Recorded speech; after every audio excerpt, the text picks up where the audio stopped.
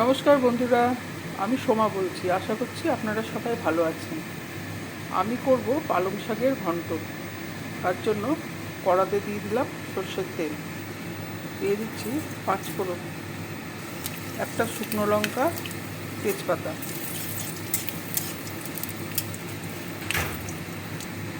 থেতো করা রসুন দিয়ে দিলাম।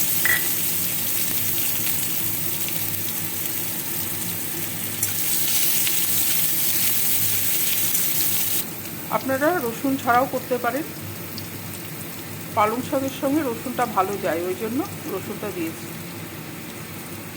রসুনটা ভাজা হয়ে গেছে। আমি এখানে পালং শাক, মূলো, বেগুন আর আলু কেটে রেখেছি, এটা আমি দিয়ে দিচ্ছি।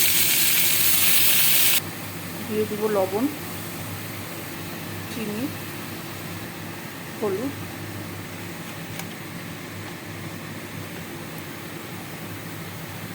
আঁচটা কম করে আমি ঢাকা দিয়ে সবজিগুলো সেদ্ধ হওয়া অবধি রাখছি।